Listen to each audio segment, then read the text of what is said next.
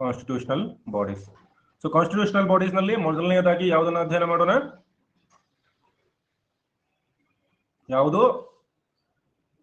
ಭಾರತದ ಮಹಾನಿಯಂತ್ರಕ ಹಾಗೂ ಲೆಕ್ಕ ಪರಿಶೋಧಕ.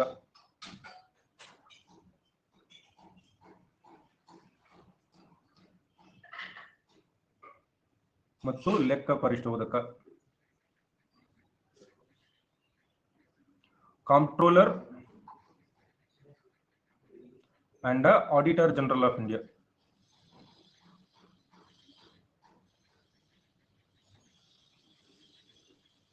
ಈ ಕಾಂಪ್ಟ್ರೋಲರ್ ಮತ್ತು ಆಡಿಟರ್ ಜನರಲ್ ನಾವು ಇದನ್ನ CAG ಅಂತ ಹೇಳಿ ಕೂಡ ಕರಿತೀವಿ. ಈ CAG ಸಂವಿಧಾನದ ಯಾವ ಭಾಗದಲ್ಲಿ ಉಲ್ಲೇಖ ಇದೆ? CAG ಬಗ್ಗೆ ಸಂವಿಧಾನದ ಯಾವ ಭಾಗದಲ್ಲಿ ಉಲ್ಲೇಖ ಇದೆ?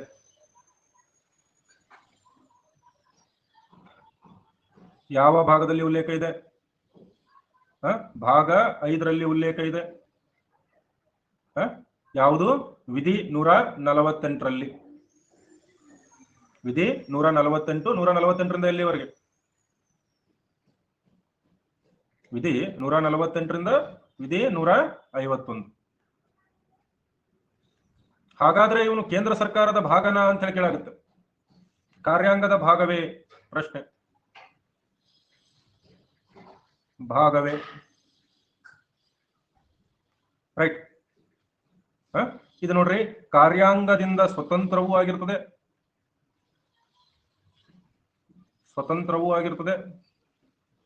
ಹಾಗೆ ಪ್ರತ್ಯೇಕವೂ ಆಗಿರುತ್ತೆ.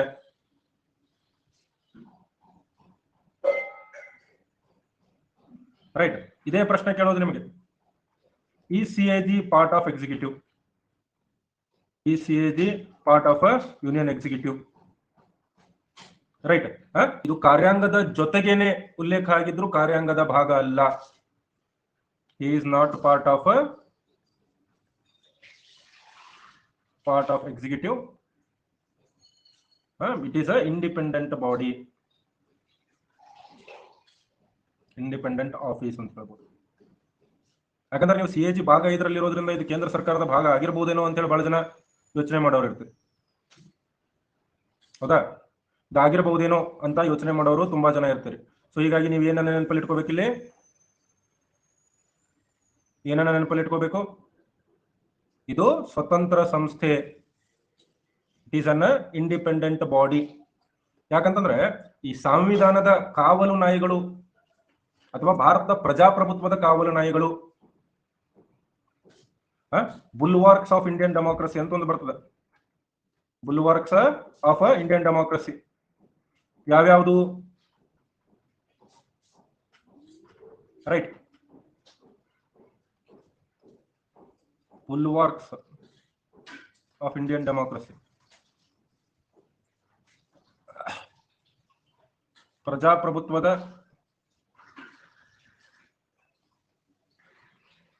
ಕಾವಲು ನಾಯಿಗಳು, ವಾಚ್ ಡಾಗ್ಸ್ ಅಂತ ಕೂಡ ಕರೀಬಹುದು. Right. Watch dogs of Indian democracy ಅಂತ ಕೂಡ ಕರೀಬಹುದು. ಓಕೆ. ಬುಲ್ವಾರ್ಕ್ ಅಂದ್ರೆ ಏನು? ಭದ್ರಕೋಟೆ, ಭದ್ರಕೋಟೆ ಅಥವಾ ಸ್ತಂಭಗಳು. ಯಾವ್ಯಾವು ಭಾರತದ ಸಂವಿಧಾನದ ಅಥವಾ ಭಾರತ ಪ್ರಜಾಪ್ರಭುತ್ವದ ಕಾವಲು ನಾಯಿಗಳು ಅಂತಂದ್ರೆ? ಒಂದು CAG, ನನ್ನ ಜಸ್ಟ್ ನಾವು ಹೇಳಿದೆ. ಒಂದು CAG, ಎರಡನೇದು ಎಲೆಕ್ಷನ್ ಕಮಿಷನ್,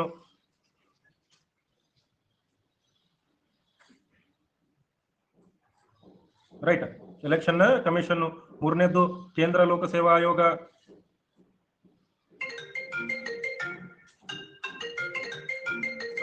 ಅಥವಾ UPSC. ಇನ್ನು ನಾಲ್ಕನೇದು ಯಾವುದು? Supreme court. ಇವು ಭಾರತೀಯ ಪ್ರಜಾಪ್ರಭುತ್ವದ ಅಥವಾ ಪ್ರಜಾಪ್ರಭುತ್ವ ಸರ್ಕಾರದ ಕಾವಲು ನಾಯಿಗಳು. ಕ್ಲಿಯರ್ ಆಗಿದೆಯಾ? ಬುಲ್ವಾರ್ಕ್ಸ್ ಅಂತೇಳಿ ಕರಿತೀವಿ, ವಾಚ್ ಡಾಗ್ಸ್ ಅಂತೇಳಿ ಕರಿತೀವಿ. ಸೊ ಹೀಗಾಗಿ ಇದು ಸ್ವತಂತ್ರವಾಗಿರಬೇಕಾಗಿದ್ದು. ರೈಟ್. ಸ್ವತಂತ್ರ ಇಂಪಾರ್ಟೆಂಟ್, ಇದು ಬಹಳ ಇಂಪಾರ್ಟೆಂಟ್. ಸೊ ಹೀಗಾಗಿ CAG ಕೇಂದ್ರ ಕಾರ್ಯಾಂಗದ ಭಾಗವೇ ಅಂದ್ರೆ ಏನಂತ ಹೇಳ್ಬೇಕು ನೀವು? ಸಿಎಜಿ ಕೇಂದ್ರ ಕಾರ್ಯಾಂಗದ ಭಾಗವೇ ಅಂತ ಕೇಳಿದ್ರೆ ಏನಂತ ಹೇಳ್ಬೇಕು? ಸಿಎಜಿ ಕೇಂದ್ರ ಕಾರ್ಯಾಂಗದ ಭಾಗವೇ ಅಂದಾಗ ಅಲ್ಲ, ಇದೊಂದು ಸ್ವತಂತ್ರ ಸಂಸ್ಥೆ. ರೈಟ್. ಸಿಎಜಿ ಏನಿವರು ಭಾರತದ ಲೆಕ್ಕಪತ್ರ ಇಲಾಖೆಯ ಮುಖ್ಯಸ್ಥರು.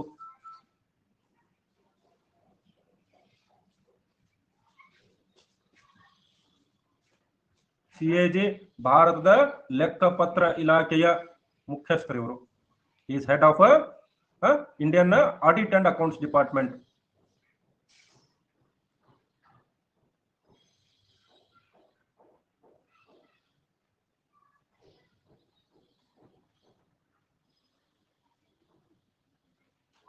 Is head of Indian audit and accounts department. Audit and accounts department. ಇದು ಕೂಡ ನೆನಪಲ್ಲಿರಲಿ, ಇದು ಕೂಡ ನೆನಪಲ್ಲಿರಲಿ. ಕ್ಲಿಯರ್ ಇದೆಯಾ?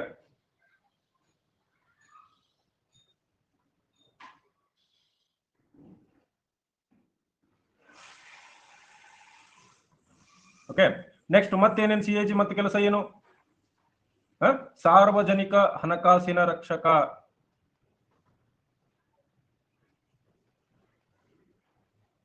ಸಾರ್ವಜನಿಕ ಹಣಕಾಸಿನ ರಕ್ಷಕ. Guardian of public purse and accounts. Guardian of public purse. ಇವೆಲ್ಲ ಸಿಂಗಲ್ ಮಾರ್ಕ್ ಪ್ರಶ್ನೆಗಳಾಗ್ತವೆ. ಪಬ್ಲಿಕ್ ಪರ್ಸು, ಅದರ ಜೊತೆಗೆ he controls the entire financial system of the country. Controls the entire financial system of the country. ಅಂದ್ರೆ country, centre and state ಎರಡು. ರಾಜ್ಯ ಹಾಗೂ ಕೇಂದ್ರದ ಎಲ್ಲ ಹಣಕಾಸು ವ್ಯವಸ್ಥೆಯ ನಿಯಂತ್ರಕ. ವ್ಯವಸ್ಥೆಯ ನಿಯಂತ್ರಕ. ಇದು ಕೂಡ ನೆನಪಿರಲಿ. ಎಲ್ಲ ಹಣಕಾಸು ವ್ಯವಸ್ಥೆಯ ನಿಯಂತ್ರಕ ಯಾರಾಗಿರ್ತಾರೆ? ಸಿಎಜಿ ಆಗಿರ್ತಾರೆ. ಸಿಎಜಿ ಆಗಿರ್ತಾರೆ. ರೈಟ್. ಬಿ ಆರ್ ಅಂಬೇಡ್ಕರ್ ಏನ್ ಹೇಳ್ತಾರೆ? ಬಿ ಆರ್ ಅಂಬೇಡ್ಕರ್ ಏನ್ ಹೇಳ್ತಾರೆ? ಬಿ ಆರ್ ಅಂಬೇಡ್ಕರ್ ಪ್ರಕಾರ ಸಿಎಜಿ ಸಂವಿಧಾನದ ಅತ್ಯಂತ ಪ್ರಮುಖ ಹುದ್ದೆ. ಅತ್ಯಂತ ಪ್ರಮುಖ ಹುದ್ದೆ. ಸೊ ಕೇಂದ್ರ ಸರ್ಕಾರ ಹಣ ಖರ್ಚು ಮಾಡ್ತದೆ, ಹಣ ಖರ್ಚು ಮಾಡ್ತದೆ. ಆ ಹಣದ ಖರ್ಚನ್ನ ಇವ್ರೇನ್ ಮಾಡ್ತಾರೆ? ನೋಡ್ತಾ ಇರ್ತಾರೆ, ಕರೆಕ್ಟ್ ಆಗಿ ಹಣ ಖರ್ಚಾಗಿದೆಯೋ ಇಲ್ವೋ. ಯಾಕಂದ್ರೆ ಒಂದು ಸರ್ಕಾರ ಅಂತ ಬಂದಾಗ ಸರ್ಕಾರ ಜನರ ತೆರಿಗೆ ಹಣವನ್ನ ಸ್ಪೆಂಡ್ ಮಾಡ್ತದೆ, ಹೌದಲ್ವ? ಒಂದು ಸರ್ಕಾರ ಜನರ ತೆರಿಗೆ ಹಣವನ್ನ ಸ್ಪೆಂಡ್ ಮಾಡ್ತದೆ. ಆ ಹಣ ಸರಿಯಾದ ದಾರಿಯಲ್ಲಿ ಖರ್ಚು ಮಾಡ್ತಾ ಇದೆಯೋ, ಖರ್ಚು ಆಗ್ತಾ ಇದೆಯೋ ಇಲ್ವೋ ಅನ್ನೋದನ್ನ ಇಲ್ಲಿ ಸಿಎಜಿ ಅವರು ನೋಡ್ಕೊಂತಾರೆ. ಕ್ಲಿಯರ್ ಇದೆಯಾ? ಕ್ಲಿಯರ್ ಇದೆಯಾ ಎಲ್ಲರಿಗೂ? ಬೇಗ ಬರ್ಕೊಳ್ರಿ.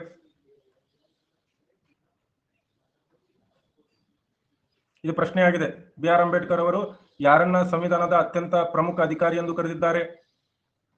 ಬಿ ಆರ್ ಅಂಬೇಡ್ಕರ್ ಅವರು ಯಾರನ್ನ ಸಂವಿಧಾನದ ಅತ್ಯಂತ ಪ್ರಮುಖ ಅಧಿಕಾರಿ ಎಂದು ಕರೆದಿದ್ದಾರೆ? ಯಾರನ್ನ ಅಂತಂದ್ರೆ ಸಿಎಜಿ ಅನ್ನ.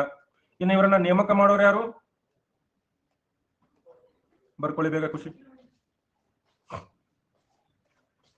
ಬೇಗ ಬರ್ಕೊಳ್ರಿ. ಹೇಳಿ ಅವ್ವ. ನಮಸ್ತೆ, ಹೇಳಿ. ಈ ಸರ್ ಸ್ಟೇಟ್ನಾಗ ಅಂಡ್ ಸೆಂಟ್ರಲ್ನಾಗ ಇವರೇ ಇರ್ತಾರ ಸರ್ ಸಿಎಜಿ? ಎಲ್ಲರೂ ಇವರೇ ಚೆಕ್ ಮಾಡ್ತಾರೆ. ಈಗ ಕೇಂದ್ರದ ಪ್ರದೇಶಕ್ಕೂ ಇವರೇ ಇರ್ತಾರ ಸರ್? ಎಲ್ಲಾ ಕಡೆ ಇವರೇ, ಇಡೀ ದೇಶದ ಇವರೇ ಮೇಂಟೈನ್ ಮಾಡ್ತಾರೆ. ಈಗ ಈಗೇನ ಸ್ಟೇಟ್ಗೆ ಅವ್ರಿಗೆ ಇರ್ಲ ಎಲ್ಲ ಇವರೇ ಇರ್ತಾರೆ? ಎಲ್ಲಾ ಕಡೆ ಇವರೇ ಲೆಕ್ಕ ಪರಿಶೋಧನೆ ಮಾಡ್ಬೋದು. ಓಕೆ, ಇನ್ನು ನೇಮಕ ಅಂತ ಹೇಳಿದೆ ನಾನು. ಯಾರು ನೇಮಕ ಮಾಡ್ತಾರೆ ಇವ್ರನ್ನ? ವಿಧಿ 148 ಪ್ರಕಾರ ರಾಷ್ಟ್ರಾಧ್ಯಕ್ಷರು ನೇಮಕ ಮಾಡ್ತಾರೆ. ರಾಷ್ಟ್ರಾಧ್ಯಕ್ಷರು ನೇಮಕ ಮಾಡ್ತಾರೆ. ರೈಟ್. ರಾಷ್ಟ್ರಾಧ್ಯಕ್ಷರು ಅಂದ್ರೆ ಮಂತ್ರಿಮಂಡಲದ ಸಲಹೆ ಮೇರೆಗೆ. ಆಮೇಲೆ ಇವರ ಪ್ರಮಾಣ ವಚನ,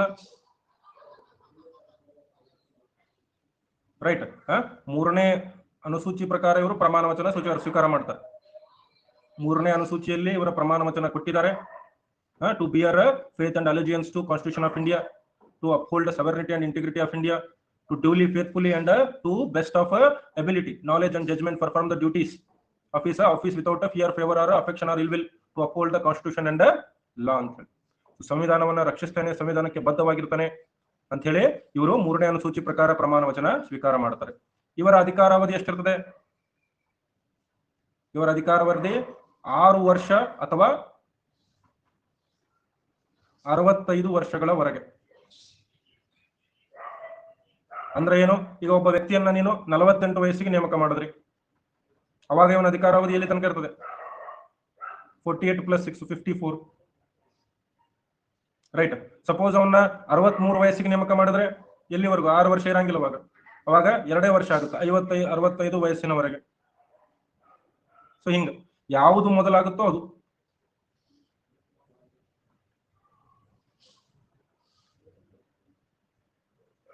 ಇವೆರಡರಲ್ಲಿ ಯಾವುದು ಮೊದಲಾಗುತ್ತದೆಯೋ ಅದು. ಇನ್ನು ರಾಜೀನಾಮೆ ಯಾವ ರೀತಿ ಕೊಡಬಹುದು? ರಾಜೀನಾಮೆ ಯಾರಿಗೆ ಕೊಡಬೇಕು? ರಾಷ್ಟ್ರಾಧ್ಯಕ್ಷರಿಗೆ ಪತ್ರದ ಮೂಲಕ ಸಲ್ಲಿಸಬಹುದು.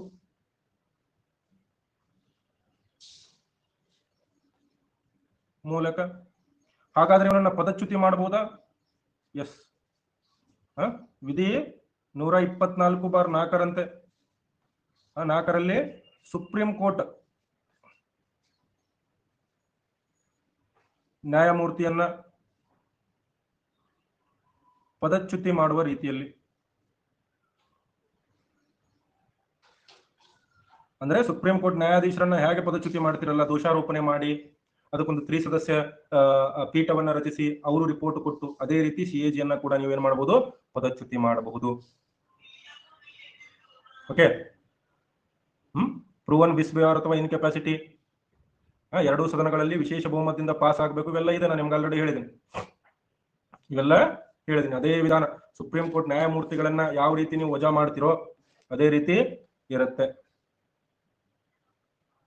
ಓಕೆ.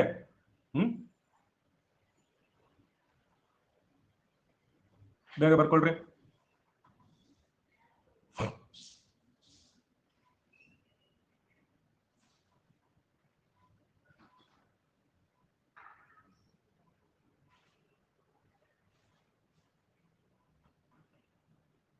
ಬೇಗ ಬರ್ಕೊಳ್ಳಿ ಎಲ್ಲರೂ.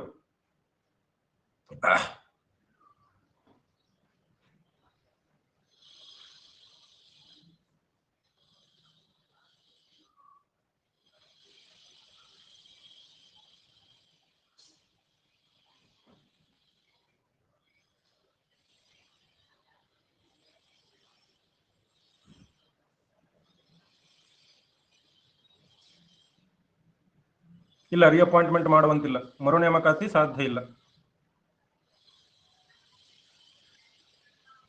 ಅವಕಾಶವಿಲ್ಲ,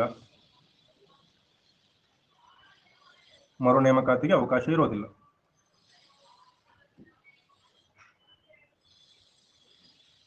ಓಕೆ.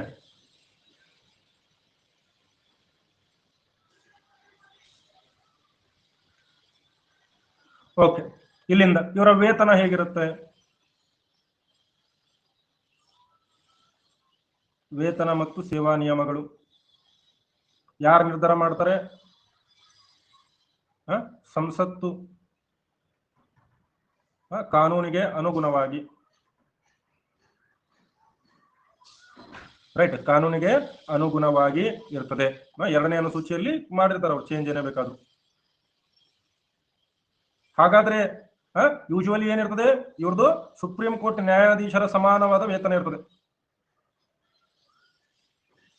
ಸಮಾನ ವೇತನ ಎಲ್ಲಿಂದ ಕೊಡ್ತಾರೆ? ಇವರ ವೇತನವನ್ನ ಕೂಡ ಭಾರತದ ಸಂಚಿತ ನಿಧಿಯಿಂದ.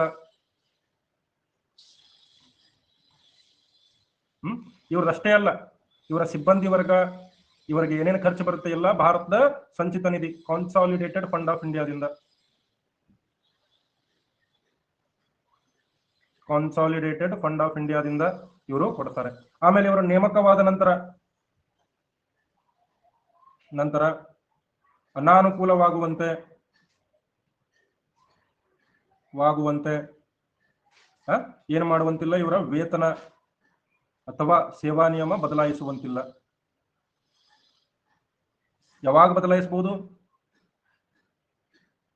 ಕೇವಲ ಹಣಕಾಸು ತುರ್ತು ಪರಿಸ್ಥಿತಿಯ ಸಂದರ್ಭದಲ್ಲಿ ಮಾತ್ರ. ಹಣಕಾಸು ತುರ್ತು ಪರಿಸ್ಥಿತಿ ಹೊರತುಪಡಿಸಿ ಯಾವಾಗಲೂ ಇವರು ಸಂಬಳ ಬದಲಾಯಿಸುವಂತಿಲ್ಲ. ಇದು ಯಾಕಂತಂದ್ರೆ ಇವರ ಸ್ವತಂತ್ರವನ್ನ ಕಾಯ್ದುಕೊಳ್ಳಿಕ್ಕೆ, ಇವರು ಸ್ವತಂತ್ರ ಹುದ್ದೆ ಆಗಿರ್ತಾರೆ. ಈಗ ನೀವು ಸರ್ಕಾರದ ವಿರುದ್ಧ ಏನಾದ್ರು ಮಾಡಿದ್ರೆ ನಿಮ್ಮ ಸಂಬಳ ಕಡಿಮೆ ಮಾಡಿಬಿಟ್ರೆ, ಏನಾದ್ರು ಮಾಡಿ ನಿಮ್ಮ ಸಂಬಳ ಕಡಿಮೆ ಮಾಡಿಬಿಟ್ರೆ ಏನಾಗುತ್ತೆ? ನೋ ಆಗುತ್ತೋ ಇಲ್ವೋ? ಹೆಸರು ಸೇಮ್ ನೋಡ್ರಿ, ಇಲ್ಲೂ ಕೂಡ ಹಾಗೆ. ಓಕೆ, ಬರ್ಕೊಂಡ್ರೆ ಇದನ್ನ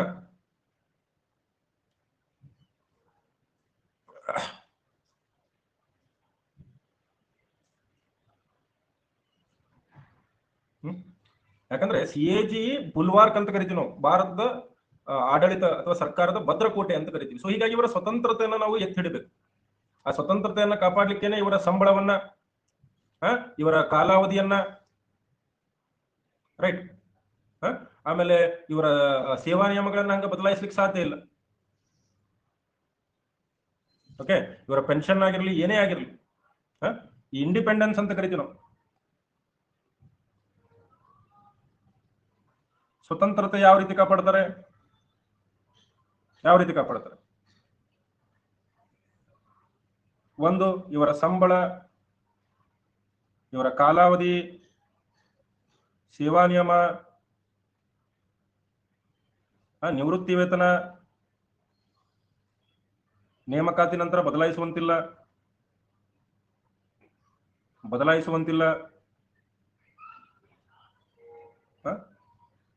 ಪದಚ್ಯುತಿ ಹೆಂಗ ಮಾಡಬೇಕು? ದೋಷಾರೋಪಣೆಯ ಮೂಲಕ ಮಾತ್ರ. ಸುಮ್ಮನೆ ತೆಗೆದು ಹಾಕ್ಲಿಕ್ಕೆ ಬರೋದಿಲ್ಲ ಇವರನ್ನ. ಎರಡನೇದು, ಇವರು ನಿವೃತ್ತಿ ನಂತರ ಯಾವುದೇ ಕೇಂದ್ರ ಅಥವಾ ರಾಜ್ಯ ಸರ್ಕಾರದ ಹುದ್ದೆ ಸ್ವೀಕರಿಸುವಂತಿಲ್ಲ, ಮರು ನೇಮಕಾತಿನೂ ಸಾಧ್ಯವಿಲ್ಲ. ರೈಟ್. ಸೊ ಇದು ಕೂಡ ಒಂದು ಸ್ವತಂತ್ರ. ರೈಟ್. ಆಮೇಲೆ CAG ಇಲಾಖೆಯಲ್ಲಿ ಕಾರ್ಯನಿರ್ವಹಿಸುವ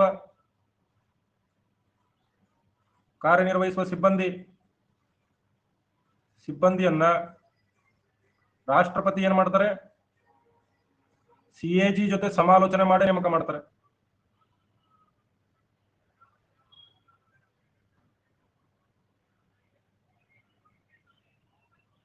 ಮಾಡ್ತಾರೆ. ಇದು ಕೂಡ ಇಂಪಾರ್ಟೆಂಟ್. ರೈಟ್. ಆಮೇಲೆ ಎಲ್ಲಾ ರೀತಿಯ ಸಂಬಳ ಆಗಿರಬಹುದು, ಖರ್ಚು ಎಲ್ಲಿಂದ ಬರ್ತದೆ? ರಾಜ್ಯದ ಅಲ್ಲ, ದೇಶದ ಸಂಚಿತ ನಿಧಿ. ಡೈರೆಕ್ಟ್ ಆಗಿ ಎಲ್ಲಿಂದನೇ ಬರೋದ್ರಿಂದ ಇವರು ಪದೇ ಪದೇ ಸಂಬಳಕ್ಕೋಸ್ಕರ ಸರ್ಕಾರದ ಮುಂದೆ ನಿಂತುಕೊಳ್ಳುವಂತಿಲ್ಲ. ಪದೇ ಪದೇ ಸರ್ಕಾರದ ಮುಂದೆ ಸಂಬಳಕ್ಕೋಸ್ಕರ ನಿಂತುಕೊಳ್ಳುವಂತ ಅವಶ್ಯಕತೆಗಳು ಇಲ್ಲ. ಅರ್ಥ ಆಗ್ತಿದೆ ಎಲ್ಲರಿಗೂ? Is it clear to everyone?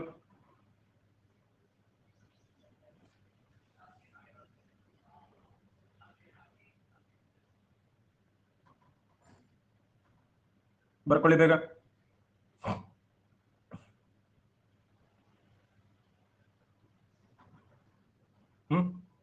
ಮತ್ತೆ ನೋಡ್ರಿ, CAG ಪರವಾಗಿ ಯಾವುದೇ ಮಂತ್ರಿ ಮಾತಾಡುವಂತಿಲ್ಲ. ಪರವಾಗಿ ಸರ್ಕಾರದ ಯಾವುದೇ ಮಂತ್ರಿ ಮಾತಾಡುವಂತಿಲ್ಲ.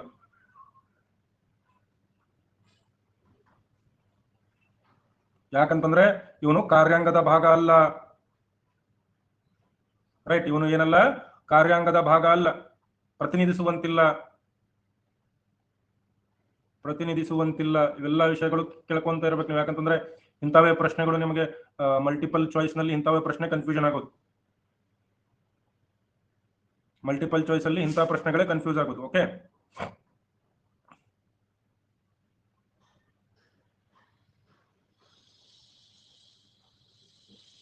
ಕ್ಲಿಯರ್ ಇದೆ ಎಲ್ಲರಿಗೂ?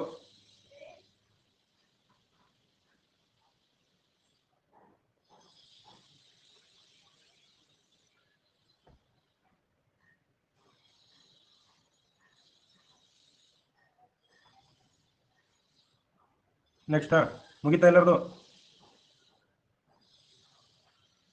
ಲಾಸ್ಟ್ ಲೈನ್, ಸಿಎಜಿ ಪರವಾಗಿ ಯಾವುದೇ ಮಂತ್ರಿ ಸಿಎಜಿಯನ್ನ ಪ್ರತಿನಿಧಿಸುವಂತಿಲ್ಲ, ಅವ್ರ ಪರವಾಗಿ ಮಾತನಾಡುವಂತಿಲ್ಲ. ಹೌದಾ? ಬೇರೆಯವರಿಗೆ ಮಾತನಾಡಕ್ಕೆ ಅವಕಾಶ ಇರೋದಿಲ್ಲ ಇವ್ರ ಪರವಾಗಿ, ಯಾಕಂದ್ರೆ ಇವರು ಕಾರ್ಯಾಂಗದ ಭಾಗ ಅಲ್ಲ.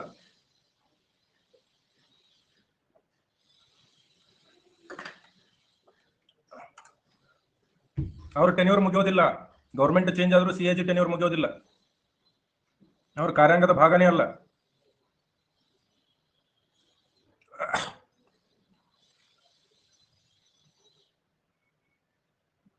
Okay, yes. ಇನ್ನು ಇವರ ಅಧಿಕಾರಗಳು, ಕಾರ್ಯಗಳು ಏನೇನು?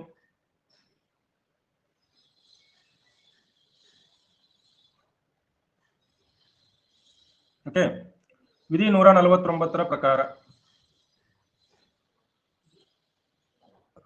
ರೈಟ್.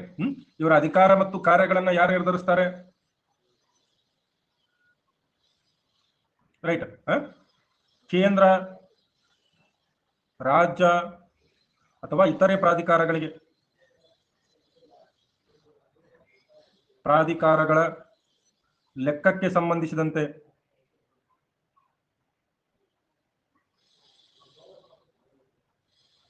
ಸಿಎಜಿ ಯವರ ಅಧಿಕಾರ ಮತ್ತು ಕರ್ತವ್ಯ ಗೊತ್ತುಪಡಿಸುವ ಅಧಿಕಾರ ಯಾರಿಗಿದೆ? ಸಂಸತ್ತಿಗಿದೆ. ಹೀಗಾಗಿನೇ ಸಿಎಜಿ ಕರ್ತವ್ಯ, ಅಧಿಕಾರ, ಸೇವಾ ನಿಯಮ ಕಾಯ್ದೆ ಯಾವಾಗ ಬಂತು? 1976ರಲ್ಲಿ ಇದು ಜಾರಿಗೆ ಬಂತು. ಸಿಎಜಿ ಏನೇನು ಮಾಡಬಹುದು? ಸಿಎಜಿ 71 ಅಲ್ಲ, 76ರಲ್ಲಿ ತಿದ್ದುಪಡಿ ಆಗಿದೆ. 71 ತಿದ್ದುಪಡಿ ಮುಂದೆ 76ರಲ್ಲಿ ಆಗಿದೆ. ಆದಷ್ಟು ಬೇಗ ಜಿಯೋ ಸ್ಟಾರ್ಟ್ ಮಾಡ್ರಿ. ಇದನ್ನೇ ಮಾಡಕ್ ಆಗೋದು, ನನಗೆ ಹುಷಾರಿಲ್ಲ, ಮನೆಯಲ್ಲಿ ಹೊಚ್ಕೊಂಡು ಮಲ್ಕೊಂಡಿದ್ದೇನೆ.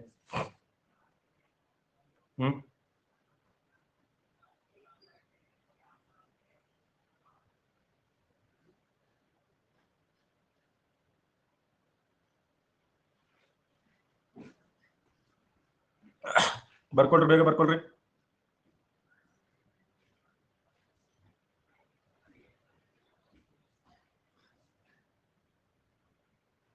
ರಿಕವರ್ ಆಗಿ ಸ್ವಲ್ಪ ನಿಧಾನಕ್ಕಾದ್ರೂ ಮಾಡಕ್ ಶುರು ಮಾಡ್ಬೇಕಲ್ಲ. 3 ದಿವಸ ಆಯ್ತು ಮಾಡಿರ್ಲಿಲ್ಲ. ನಿನ್ನೆ 1 ಗಂಟೆ ಮಾಡಿದೆ, ಇವತ್ತು 1 ಗಂಟೆ ಮಾಡ್ತೀನಿ. ಸೊ ಮತ್ತೆ ನಾಳೆ ಮಾಡಕ್ಕಾದ್ರೆ ಮಾಡ್ತೀನಿ, ನಾಡಿದ್ದು ಮಾಡ್ತೀನಿ, ಹಿಂಗೆ.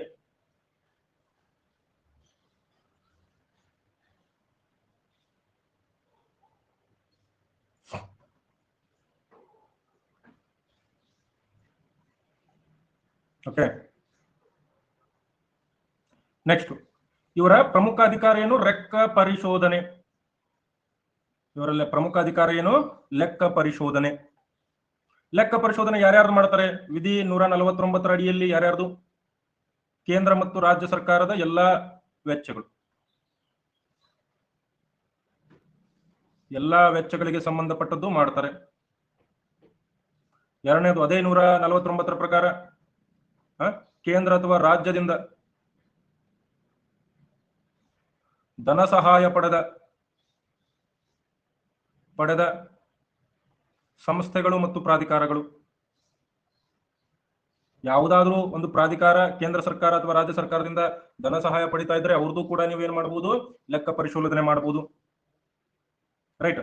ಮೂರನೇದು ಮತ್ತೆ ಯಾರ್ದು ಮಾಡಬಹುದು? ರಾಷ್ಟ್ರಾಧ್ಯಕ್ಷರು ಮತ್ತು ರಾಜ್ಯಪಾಲರ ವಿನಂತಿಯ ಮೇರೆಗೆ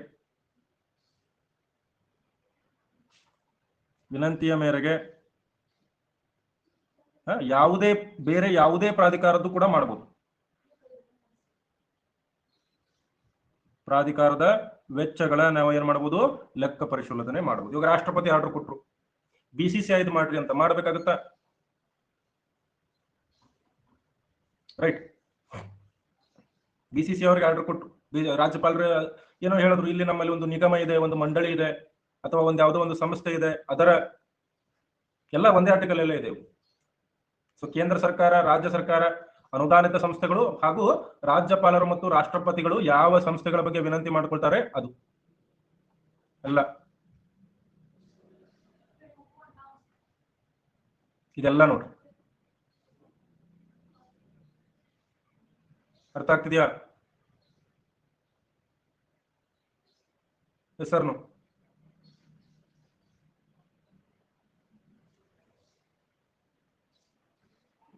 అర్థ అవుతుందా?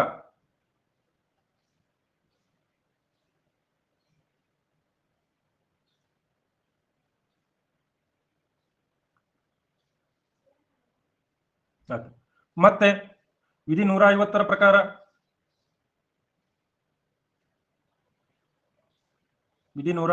ಪ್ರಕಾರ ಇವ್ರೇನ್ ಹೇಳ್ಬೋದು? ಕೇಂದ್ರ ಹಾಗೂ ರಾಜ್ಯ ಸರ್ಕಾರಗಳು ತಾವು ನಿಗದಿಪಡಿಸಿದ ಅಥವಾ ಯಾವ ನಮೂನೆಯಲ್ಲಿ ಲೆಕ್ಕಪತ್ರ ಇಡಬೇಕು ಅಂತ ಹೇಳಿ ಕೂಡ ಸಲಹೆ ನೀಡಬಹುದು ಎಂದು ಯಾರಿಗೆ ಸಲಹೆ ಕೊಡ್ತಾರೆ? ರಾಷ್ಟ್ರಾಧ್ಯಕ್ಷರು. ಯಾಕಂದ್ರೆ ಎಲ್ಲರೂ ಬೇರೆ ಬೇರೆ ಇಟ್ಟರೆ ಅವರಿಗೆ ಚೆಕ್ ಮಾಡೋದು ಕಠಿಣ ಆಗುತ್ತೆ. ಅಥವಾ ಮತ್ತೇನ್ ಕೇಳ್ಬೋದು? ತಾವು ನಿಗದಿಪಡಿಸಿದ ರೀತಿಯಲ್ಲೇ ಕೇಂದ್ರ ಹಾಗೂ ರಾಜ್ಯ ಸರ್ಕಾರ ಲೆಕ್ಕಪತ್ರ ಇಡಬೇಕು ಅಂತ ಕೇಳ್ಕೊಳ್ಬಹುದು,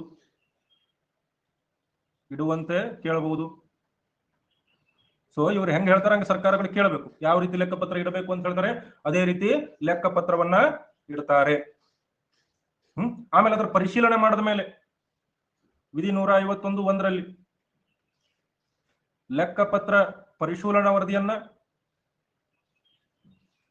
ಯಾರಿಗೆ ಸಲ್ಲಿಸ್ತಾರೆ? ರಾಷ್ಟ್ರಪತಿಗೆ ಸಲ್ಲಿಸ್ತಾರೆ. ಇಲ್ಲಿ ಬಹಳ ಜನ ಕನ್ಫ್ಯೂಸ್ ಆಗ್ಕೊಂತೀರಿ, ಪ್ರಶ್ನೆ ಆಗಿತ್ತು, ಬಹಳ ಜನ ತಪ್ಪಾಕಿದ್ರು. ರಾಷ್ಟ್ರಪತಿಗೆ ಸಲ್ಲಿಸುತ್ತಾರೆ. ಈ ರೀತಿ ರಾಷ್ಟ್ರಪತಿಗೆ ಸಲ್ಲಿಸಿದ ಮೇಲೆ ರಾಷ್ಟ್ರಪತಿ ಎಲ್ಲಿಡಬೇಕು ಇದನ್ನ? ರಾಷ್ಟ್ರಪತಿ ಸಂಸತ್ತಿನ ಉಭಯ ಸದನದ ಮುಂದೆ ಇಡ್ತಾರೆ. ಆದ್ರೆ ಯಾವ ಸಮಿತಿ ಇದನ್ನ ಚೆಕ್ ಮಾಡುತ್ತೆ? ಎಕ್ಸ್ಪ್ಲಿಸಿಟ್ಲಿ ಸಾರ್ವಜನಿಕ ಲೆಕ್ಕಪತ್ರ ಸಮಿತಿ ಪರಿಶೀಲನೆ ಮಾಡುತ್ತೆ. ವಿಶೇಷವಾಗಿ ಸಾರ್ವಜನಿಕ ಲೆಕ್ಕಪತ್ರ ಸಮಿತಿ CAG ವರದಿಯನ್ನ ಪರಿಶೀಲಿಸುತ್ತದೆ, ಪಬ್ಲಿಕ್ ಅಕೌಂಟ್ಸ್ ಕಮಿಟಿ. ಅದಕ್ಕೆ ನಾವು ಏನಂತ ಕರಿತೀವಿ? ಪಬ್ಲಿಕ್ ಅಕೌಂಟ್ಸ್ ಕಮಿಟಿಯನ್ನ ಏನಂತ ಕರಿತೀವಿ ನಾವು?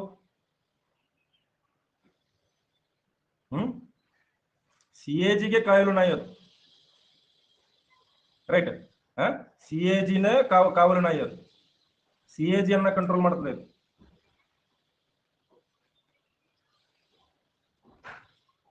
ವಾಚ್ ಡಾಗ್ ಆಫ್ CAG ಇದು. CAG ಏನಾದ್ರು ತಪ್ಪು ಮಾಡಿದೆ ಅಂತೇಳಿ ಇದು ಚೆಕ್ ಮಾಡ್ತದೆ. ನೋಡ್ರಿ, ಅವರಿಗಿಂತ ಇವರು ದೊಡ್ಡವರು, ಇವರಿಗಿಂತ ಅವರು ದೊಡ್ಡವರು. ಕ್ಲಿಯರ್ ಇದೆಯಾ? ಇದು ಕೇಂದ್ರ ಸರ್ಕಾರಕ್ಕೆ ಸಂಬಂಧಪಟ್ಟಿದ್ದಾಯ್ತು. ಇನ್ನು ರಾಜ್ಯ ಸರ್ಕಾರಕ್ಕೆ ಸಂಬಂಧಪಟ್ಟ ವರದಿಯನ್ನ ಬರ್ಕೊಂಡ್ರೆ ಇದನ್ನ ಬೇಗ ಬರ್ಕೊಳ್ರಿ.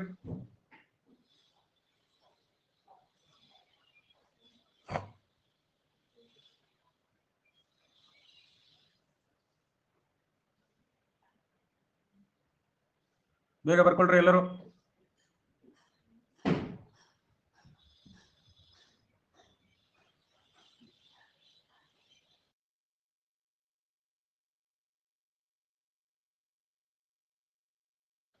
ಮುಗಿತಾ? ಎಸ್. ಇನ್ನು ವಿಧಿ 151(2) ಪ್ರಕಾರ ರಾಜ್ಯ ಸರ್ಕಾರದ ಲೆಕ್ಕಪತ್ರ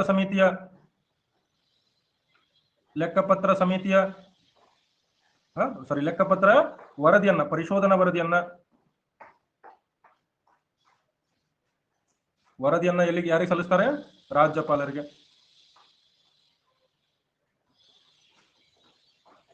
ಸಲ್ಲಿಸುತ್ತಾರೆ. ಅದನ್ನ ಯಾರಿಡಬೇಕು? ರಾಜ್ಯಪಾಲ ಉಭಯ ಸದನಗಳ ಮುಂದೆ ಇಡಬೇಕು. ರಾಜ್ಯ ಶಾಸಕಾಂಗದ ಮುಂದಿಡಬೇಕಾಗುತ್ತೆ.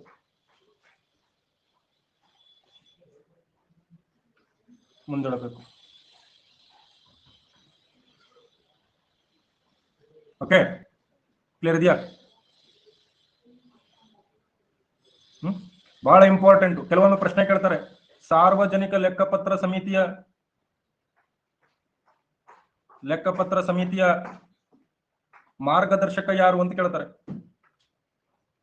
ಸ್ನೇಹಿತ ಯಾರು ಅಂತ ಕೇಳ್ತಾರೆ. ತತ್ವಜ್ಞಾನಿ ಯಾರು ಅಂತ ಕೇಳ್ತಾರೆ. ಎಲ್ಲವನ್ನ ಕೂಡ ನೀವು CAG ಅಂತ ಹೇಳ್ಬೇಕು. ಎಲ್ಲವನ್ನ ನೀವನ್ನ ಏನಂತ ಹೇಳ್ಬೇಕು? CAG ಅಂತ ಹೇಳ್ಬೇಕು. ಕ್ಲಿಯರ್ ಇದೆ ಎಲ್ಲರಿಗೂ? ಓಕೆ,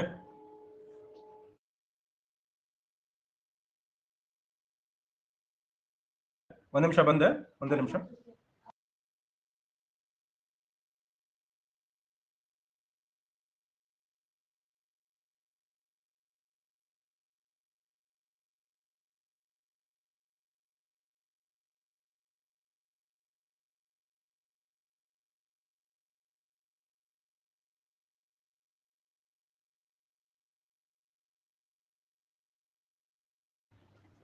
ಓಕೆ, ಇನ್ನು ವಿಧಿ 279 ಪ್ರಕಾರ,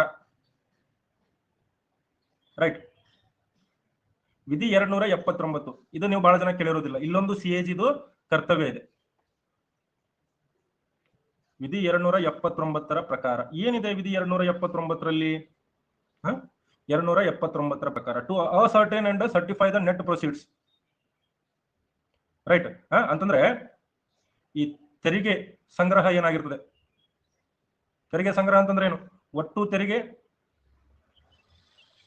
ಮೈನಸ್ ತೆರಿಗೆ ಸಂಗ್ರಹಿಸಲು ಆದ ಒಟ್ಟು ವೆಚ್ಚ. ವೇಟಾ ಬರ್ಕೊಳ್ಳಿ ಗೀತ.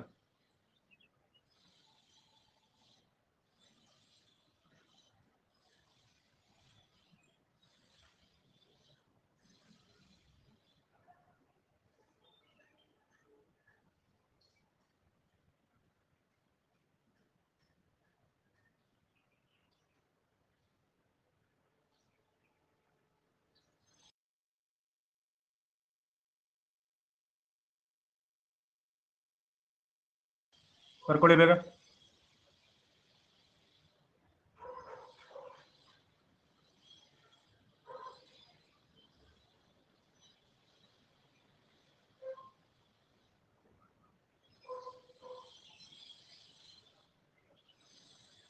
ಬರ್ಕೊಳ್ತಾ ಇದ್ದೀರಾ?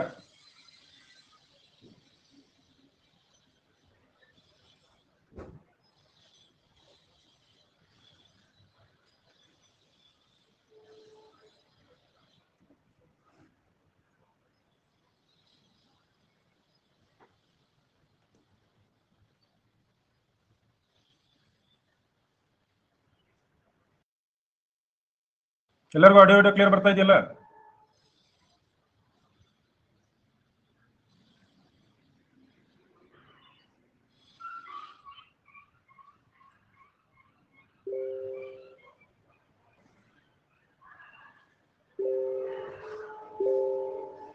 ತಡೀರಪ್ಪ, ಒಂದೇ ನಿಮಿಷ ವೇಟ್ ಮಾಡ್ರಿ.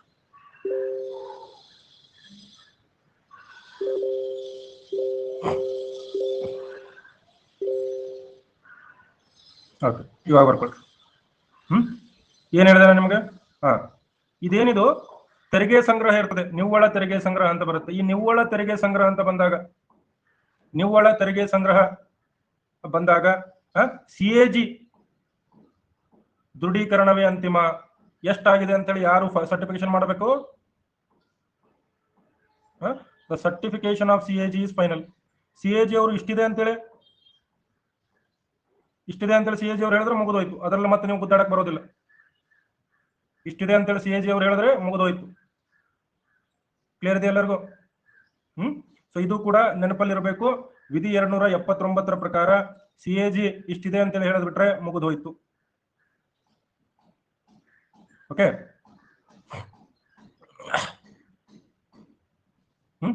ನೋಡ್ರಿ, 1976ರವರೆಗೆ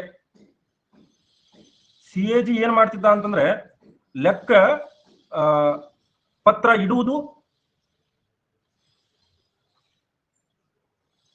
ಇಡುವ ಕೆಲಸನೂ ಒಂದೇ ಇತ್ತು, ಪ್ಲಸ್ ಲೆಕ್ಕ ಪರಿಶೋಧನೆ ಮಾಡೋದು ಕೆಲಸ ಒಂದೇ ಇತ್ತು. ಈಗ ನೋಡ್ರಿ, ಎರಡೂ ಕೆಲಸ ಒಬ್ಬನೇ ಮಾಡಿದ್ರೆ ಅದರಲ್ಲಿ ನಿಮಗೆ ನೈಜತೆ ಅನ್ನೋದು ಕಂಡು ಬರ್ತದ. ಎರಡೂ ಕೆಲಸ ಒಬ್ಬನೇ ಮಾಡಿದ್ರೆ ಅದರಲ್ಲಿ ನಿಮಗೆ ನೈಜತೆ ಅನ್ನೋದು ಕಂಡು ಬರ್ತದ ಇಲ್ಲ. ಸೊ ಹೀಗಾಗಿ 1976ರಿಂದ ಇದು ರದ್ದಾಗಿದೆ. ಯಾವಾಗ ರದ್ದಾಗಿದೆ ನೆನಪಲ್ಲಿ ಇಟ್ಕೊಳ್ರಿ, 1976ರಿಂದ. ಈಗ ಬರೀ ಕೇವಲ ಲೆಕ್ಕ ಪರಿಶೋಧನೆ ಮಾಡ್ತಾರೆ, ಕೇವಲ ಲೆಕ್ಕ ಪರಿಶೋಧನೆ ಮಾಡ್ತಾನೆ. ರೈಟ್.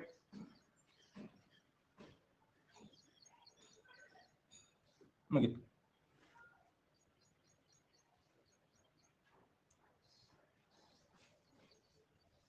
ಕೇವಲ ಕೇಂದ್ರ ಸರ್ಕಾರದಲ್ಲಿ ಇದು, ರಾಜ್ಯ ಸರ್ಕಾರದಲ್ಲಿ 2 ಕೆಲಸ ಇದೆ. ಕೇವಲ ಕೇಂದ್ರ ಸರ್ಕಾರದಲ್ಲಿ. ರಾಜ್ಯ ಸರ್ಕಾರದಲ್ಲಿ 2 ಕೆಲಸ ಯಾರು ಮಾಡ್ತಾರೆ? ಸಿಎಜಿನೇ. ರಾಜ್ಯ ಸರ್ಕಾರದಲ್ಲಿ 2 ಕೆಲಸ ಯಾರು ಮಾಡ್ತಾರೆ? ಸಿಎಜಿ ಮಾಡ್ತಾರೆ. ಕ್ಲಿಯರ್? ಡನ್. ಯಾರ್ಯಾರಿಗೆ ಸಿಎಜಿ ಬಗ್ಗೆ ಸಂಪೂರ್ಣವಾಗಿ ಅರ್ಥ ಆಗಿದೆ ಎಲ್ಲರೂ ಸಿಎಜಿ ಅಂತ ಬರೀರಿ. ಬ್ರೋ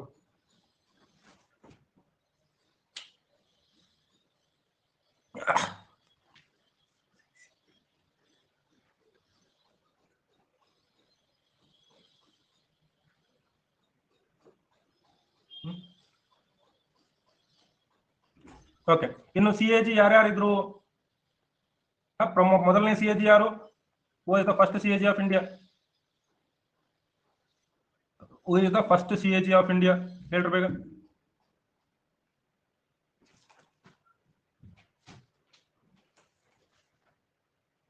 ಭಾರತದ ಮೊದಲನೇ ಸಿಎಜಿ ಯಾರು? ಯಾರು ಹೇಳ್ತಾರೆ? ಸ್ವತಂತ್ರ ಪೂರ್ವದಲ್ಲ, ಸ್ವತಂತ್ರ ನಂತರದಲ್ಲಿ. ಸ್ವತಂತ್ರ ನಂತರದಲ್ಲಿ ಯಾರು? ವಿ ನರಹರಿ ರಾವ್.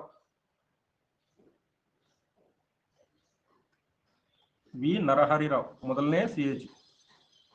ಓಕೆ. 1950ರಿಂದ ಐ ಹೋಪ್ 54. ಓಕೆ. ಮತ್ತೆ ಯಾರ್ಯಾರು ಇಂಪಾರ್ಟೆಂಟು ಸಿಎಜಿ ಆದವರಲ್ಲಿ? ಪ್ರಸ್ತುತ ಸಿಎಜಿ ಯಾರು? ಪ್ರಸ್ತುತ ಸಿಎಜಿ ಯಾರು? ಜಿ.ಸಿ. ಮುರ್ಮು. ಜಿ.ಸಿ. ಮುರ್ಮು ಪ್ರಸ್ತುತ ಸಿಎಜಿ. 2020ರಿಂದ ಇದು ಕಾರ್ಯನಿರ್ವಹಿಸ್ತಾ ಇದ್ದಾರೆ. ಎಲ್ಲಿವರೆಗೂ ಬರುತ್ತೋ ಅಲ್ಲಿವರೆಗೂ. ನೆಕ್ಸ್ಟ್ ಇಂಪಾರ್ಟೆಂಟ್ ಮತ್ತೆ ಯಾರು? ವಿನೋದ್ ರಾಯ್. 2800ರಿಂದ 13. ಯಾಕೆ ಬಾಳ್ ಫೇಮಸ್ ಇವರು? 2G ಸ್ಕ್ಯಾಮು, ಕಾಮನ್ವೆಲ್ತ್ ಸ್ಕ್ಯಾಮ್ ಆಗಿರ್ಬೋದು, ಇವೆಲ್ಲ ಕಂಡುಹಿಡಿದದ್ದು ಯಾರು? ವಿನೋದ್ ರಾಯ್. ಇವೆಲ್ಲ ಕಂಡುಹಿಡಿದಿದ್ದು ವಿನೋದ್ ರಾಯ್ ಅವರು. ಓಕೆ.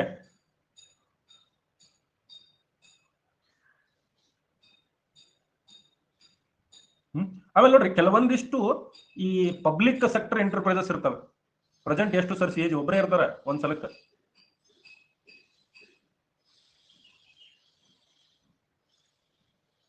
ರೈಟ್. ಕೆಲವೊಂದಿಷ್ಟು ಈ ಸಾರ್ವಜನಿಕ ಉದ್ದಿಮೆಗಳು ಅಂದ್ರೆ ಎಷ್ಟನೇದವನ? 14ನೇ ಸಿಎಜಿ ಇವನು. ಗಿರೀಶ್ ಚಂದ್ರ ಮುರ್ಮು 14ನೇ ಸಿಎಜಿ. ಸಾರ್ವಜನಿಕ ಉದ್ದಿಮೆಗಳು ನೋಡ್ರಿ, ಕೆಲವೊಂದಿಷ್ಟು ನೇರವಾಗಿ ಸಿಎಜಿನೇ ಮಾಡುತ್ತೆ. ಸಿಎಜಿ ಮಾಡುತ್ತೆ. ಯಾವ್ಯಾವ್ದು ನೇರವಾಗಿ ಸಿಎಜಿ ಮಾಡುತ್ತೆ? ದಾಮೋದರ್ ವ್ಯಾಲಿ ಕಾರ್ಪೊರೇಷನ್ ಇದೆ. ಕಾರ್ಪೊರೇಷನ್ ನೇರವಾಗಿ ಸಿಎಜಿನೇ ಲೆಕ್ಕ ಪರಿಶೋಧನೆ ಮಾಡ್ತದೆ. ಆಮೇಲೆ ONGC ಇದೆ. ONGC ಕೂಡ ನೇರವಾಗಿನೇ ಮಾಡ್ತದೆ. ಆಮೇಲೆ ಏರ್ ಇಂಡಿಯಾ ಇತ್ತು, ಅದು ಕೂಡ ನೇರವಾಗಿ ಮಾಡ್ಕೊಂತಿತ್ತು. ಇಂಡಿಯನ್ ಏರ್ಲೈನ್ಸ್ ಇತ್ತು. ಇವೆಲ್ಲ ನೇರವಾಗಿ ಸಿಎಜಿನೇ ಮಾಡ್ತಾವೆ ಹಲವಾರು ಉದ್ದಿಮೆಗಳನ್ನ. ಇನ್ನು ಕೆಲವೊಂದಿಷ್ಟು ಸಿಎಜಿ ಜೊತೆ ಸಮಾಲೋಚನೆ ನಂತರ ಖಾಸಗಿ ಲೆಕ್ಕ ಪರಿಶೋಧಕರು ಮಾಡ್ತಾರೆ. ಲೆಕ್ಕ ಪರಿಶೋಧಕರನ್ನ ನೇಮಕ ಮಾಡಲಾಗುತ್ತೆ. ಖಾಸಗಿ ಲೆಕ್ಕ ಪರಿಶೋಧಕರನ್ನ ನೇಮಕ ಮಾಡ್ತದೆ. ಮಾಡ್ರಿ ನೀವು ಅಂತ ಹೇಳಿ, ನೀವೇ ಮಾಡ್ರಿ ಅಂತ ಹೇಳಿ. For example central warehousing corporation, ಇವು ಕೇಂದ್ರ ಸರ್ಕಾರದಲ್ಲೇ ಇರ್ತಾವಲ್ಲ, ಬಹಳ ಇಂಪಾರ್ಟೆಂಟ್ ಇರಂಗಿಲ್ಲ, ಅಂತವಕ್ಕೆ ನೇಮಕ ಮಾಡ್ತಾರೆ. ಕಾರ್ಪ್ ಆಗಿರ್ಬೋದು. ಆಮೇಲೆ ಮತ್ತೆ ಯಾವುದು? ಇಂಡಸ್ಟ್ರಿಯಲ್ ಫೈನಾನ್ಸ್ ಕಾರ್ಪೊರೇಷನ್,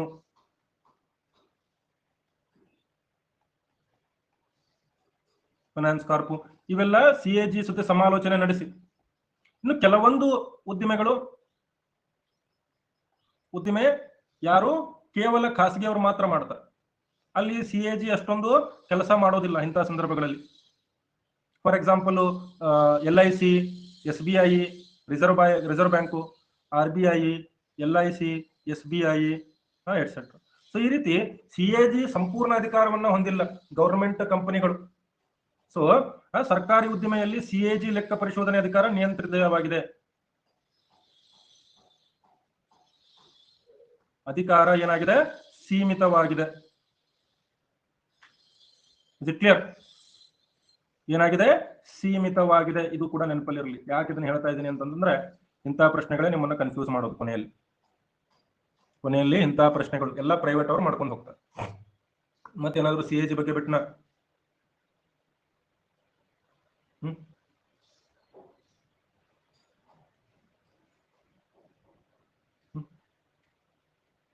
CAG ಅನ್ನ ರದ್ದುಗೊಳಿಸಬೇಕಂತ ಹೇಳಿದಂತಹ ಸಂವಿಧಾನ ತಜ್ಞ ಯಾರು? CAG ರದ್ದುಗೊಳಿಸಿ ಅಂತ ಹೇಳಿದವನು ಯಾರು? ಅದು ಯೂಸ್ ಇಲ್ಲ ಅಂತ ಹೇಳಿದವನು ಯಾರು? ಪಾಲ್ ಆಪಲ್ ಬಿ ಅಂತ ಅನಿಸ್ತದೆ, ಹೇಳಿದ ಸಂವಿಧಾನ ಶಾಸ್ತ್ರಜ್ಞ.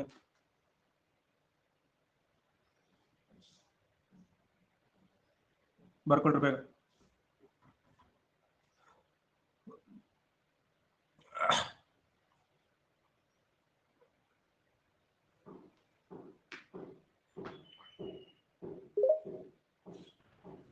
ಸರ್ ನಮಸ್ತೆ. ಹಲೋ. ಹೇಳಿ ಸರ್, CAG ಸೆಂಟ್ರಲ್ ಅವರೇ ಬಂದು ಸ್ಟೇಟ್ ಅಲ್ಲೂ ಅವರೇ ಮಾಡ್ತಾರ ಅಥವಾ ಅವರ ಅಧೀನದಲ್ಲಿ ಯಾರು ಅಧಿಕಾರಿಗಳು ನೇಮಿಸಿರ್ತಾರೆ? ಒಬ್ಬರೇ ಬಂದು ಮಾಡಲ್ಲ, ಅವ್ರೊಂದು ದೊಡ್ಡ ಸಂಘಟನೆ ಇರ್ತದೆ, ಅವರೆಲ್ಲರೂ ಕಳಿಸ್ತಾರ. ಅದ್ರಾಗ ಸ್ಯಾಲರಿ ಯಾರು ಕೊಡ್ತಾರೆ ಸರ್? ಮತ್ತೆ ಎಲ್ಲ ಕಾನ್ಸೋಲಿಡೇಟೆಡ್ ಫಂಡ್ ಸಂಚಿತ ಬರುತ್ತೆ ಸ್ಯಾಲರಿ ಎಲ್ಲರೂ. ಅವರ ಅಧೀನ ಅಧಿಕಾರಿಗಳಿಗೂ ಎಲ್ಲ ಕಾನ್ಸೋಲಿಡೇಟೆಡ್ ಫಂಡ್. ಮತ್ತೆ ಸ್ಟೇಟ್ ಕೆಲಸ ಮಾಡಿ ಸೆಂಟ್ರಲ್ ಇಂದ ಸಂಬಳ ತಗೊಂಡ್ರೆ ಹೆಂಗೆ ಸರ್? ಅಲ್ಲಪ್ಪ, ಕೇಂದ್ರ ಸರ್ಕಾರದ್ದು ಕೂಡ ಇವ್ರು ಮಾಡ್ತಾರಲ್ವಾ, ಸೊ ಹೀಗಾಗಿ ಕೇಂದ್ರ ಸರ್ಕಾರನ ಕೊಡ್ತಾರೆ. ಮತ್ತೆ ಎಲ್ಲಾ ರಾಜ್ಯಗಳಿಂದ 10 ರೂಪಾಯಿ ತಗೊಳಕ್ ಬರುತ್ತಾ. ಕೆಲವೊಂದಿಷ್ಟು ಸಾಂವಿಧಾನಿಕ ಪ್ರೊಸೆಸ್ ಇರ್ತವೆ, ಅವು ಲಾಜಿಕಲ್ ನಿಮ್ಗೆ ಅನಿಸ್ಲಿಕ್ಕಿಲ್ಲ, ಬಟ್ ಇರ್ತವೆ. ಅದೇ ಸರ್. ಆಮೇಲೆ ಸರ್, ಇದು ತುರ್ತು ಪರಿಸ್ಥಿತಿ ಇದ್ದಾಗ 1 ವರ್ಷನೂ ಜಾಸ್ತಿ ಮಾಡಕ್ ಬರಲ್ಲ ಸರ್ ಅವ್ರಿಗೆ? ಇಲ್ಲ ಇಲ್ಲ ಇಲ್ಲ ಇಲ್ಲ, ಕೆಲಸ ಮುಗಿದ ಥ್ಯಾಂಕ್ ಯು ಸರ್. ಏಲ್ ಖತಮ್ ದುಕಾನ್ ಬಂದ್. ಇನ್ನು ಇವರ ಬಗ್ಗೆ ಟೀಕಿಸಿದವನು ಯಾರು? ಪಾಲ್ ಆಪಲ್ ಬಿ ಅಂತ ಹೇಳಿ. ಪಾಲ್ ಆಪಲ್ ಬಿ ಏನ ಹೇಳ್ತಾನೆ? ಈ CAG ಇಂದಾನೆ, CAG ಇಂದ ಏನಾಗ್ತಿದೆ? CAG ಇಂದ ಸಂಸದೀಯ ಕೆಲಸಗಳು ಏನಾಗ್ತವೆ? ವಿಳಂಬವಾಗ್ತವೆ. ಯಾಕಂತಂದ್ರೆ ನೋಡ್ರಿ, CAG ಅನ್ನೋದು ಬ್ರಿಟಿಷರ ಕಾಲದಿಂದ ಬಂದಿದ್ದು, ಬ್ರಿಟಿಷ್ ಕಾಲದ ಹುದ್ದೆ. 1860 ಇಂದಾನೇ ಇದೆ ಇದು. 1860 ಇಂದ ಇದೆ ಇದು. ಅವಾಗಿಂದ ಯಾರು ಮೊದಲೇದು? ಎಡ್ಮಂಡ್ ಡ್ರಮಂಡ್ ಅಂತ ಹೇಳಿದ್ದ. ಎಡ್ಮಂಡ್ ಡ್ರಮಂಡ್ ಸ್ವತಂತ್ರ ಪೂರ್ವದ ಮೊದಲ CAG ಅವ. ಸೊ ಹೀಗಾಗಿ ಈ ಹುದ್ದೆ ಈಗಿನ ಸರ್ಕಾರಕ್ಕೆ ಅವಶ್ಯಕತೆ ಇಲ್ಲ ಅಂತ ಹೇಳಿ ಪಾಲ್ ಆಪಲ್ ಬಿ ಹೇಳ್ತಾನೆ. ಕ್ಲಿಯರ್ ಇದೆಯಾ? CAG ಇದು ಇವತ್ತು ಇಷ್ಟು ಸಾಕು. ನನಗೂ ಹುಷಾರಿಲ್ಲ ಜಾಸ್ತಿ ಹೊತ್ತು, ನಾನು ಸಿಬ್ಬಂದಿದು ಎಲ್ಲ ಸಂಚಿತನಿದ್ದೀನಿ ನಾನು. ಏನಾದ್ರು ಡೌಟ್ ಇದ್ರೆ ಇವಾಗಲೇ ಕೈ ಎತ್ತಿ.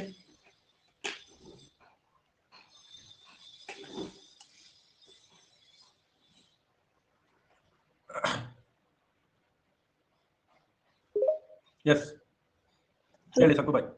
Hello sir. ನಮಸ್ತೆ ಹೇಳಿ. ನಮ್ಗೆ ಹಿಂದಿನ ಕ್ಲಾಸ್ ಅಲ್ಲಿ ಒಂದು ಸ್ಮಾಲ್ ಡೌಟ್ ಸರ್. ಹೇಳಿ ಹೇಳಿ. ಸರ್, ಇದು ಫಸ್ಟ್ ಸರ್ ತಿದ್ದುಪಡಿಯಲ್ಲಿ ವಿಶೇಷ ಬಹುಮತ ಅಂತ ಹೇಳಿ ಬರ್ಸಿ 61ನೇ ವಿಧಿ ಮತ್ತು 249ನೇ ವಿಧಿ ಅಂತ ಹೇಳಿದ್ರಿ ಸರ್. ಅವೆಲ್ಲ ಬೇರೆ ಬೇರೆ ರೀತಿಯ ವಿಶೇಷ ಬಹುಮತಗಳು. 61ನೇ ವಿಧಿಯಲ್ಲಿ ರಾಷ್ಟ್ರಪತಿ ಮಹಾಭಿಯೋಗ ಮಾಡಬೇಕಾದ್ರೆ ಎಷ್ಟು ಬಹುಮತ ಬೇಕು ಗೊತ್ತಾ ನಿಮ್ಗೆ? ಎಷ್ಟು ಬಹುಮತ ಬೇಕು? ಒಟ್ಟು ಸದಸ್ಯರ 2/3 ಬಹುಮತ. ಹಾಜರಿದ್ದು ಮತ ಚಲಾಯಿಸುತ್ತವರಲ್ಲ, ಒಟ್ಟು ಸದಸ್ಯರದ್ದು ಸರ್. 249ರಲ್ಲಿ ಬರೀ ಹಾಜರಿದ್ದು ಮತ ಚಲಾಯಿಸುತ್ತವರ 2/3 ಬಹುಮತ. ಹೌದಾ? ಇನ್ನು 368ರಲ್ಲಿ ಯಾವ ಬಹುಮತ ಇದೆ? ಹಾಜರಿದ್ದು ಮತ ಚಲಾಯಿಸುತ್ತವರ 2/3 ಪ್ಲಸ್ ಒಟ್ಟು ಸದಸ್ಯರ ಅರ್ಧ ಸದಸ್ಯರಿಗಿಂತ ಹೆಚ್ಚು. ಸೊ 3 ಬೇರೆ ಬೇರೆ ರೀತಿಯ ವಿಶೇಷ ಬಹುಮತಗಳು. ಅಂದ್ರೆ ಈ CAG ಅವರು ವಿಶೇಷ ಬಹುಮತದ ಮೂಲಕನ ಆಯ್ಕೆ ಆಗುದಿಲ್ಲ ಸರ್? ಆಯ್ಕೆ ಆಗೋದು CAGಗೆ ಆಯ್ಕೆ ಇಲ್ಲ, ಒಂದು ನೇಮಕ ಆಗುತ್ತೆ. ತೆಗೆದು ಹಾಕಬೇಕಾದ್ರೆ ವಿಶೇಷ ಬಹುಮತದಿಂದ ತೆಗೆದು ಹಾಕಬೇಕಾಗುತ್ತೆ. 368ರಲ್ಲಿ 2 ರೀತಿಯ ಬಹುಮತಗಳಿವೆ ಅಂತ ಹೇಳಿದ್ರಿ ಸರ್. ಹೌದು, ಒಂದು ಸರಳ ಬಹುಮತನೂ ಇದೆ, ವಿಶೇಷ ಬಹುಮತನೂ ಇದೆ. 368ರಲ್ಲಿ ಸರಳ ಬರಲ್ಲ, ವಿಶೇಷ ಬಹುಮತ ಇದೆ. ವಿಶೇಷ ಬಹುಮತ ಜೊತೆಗೆ ಅರ್ಧದಷ್ಟು ರಾಜ್ಯಗಳ ಒಪ್ಪಿಗೆ ಬೇಕಾಗುತ್ತೆ. ಓಕೆ, ಇಲ್ಲ ಇನ್ಮೇಲೆ ಇವತ್ತು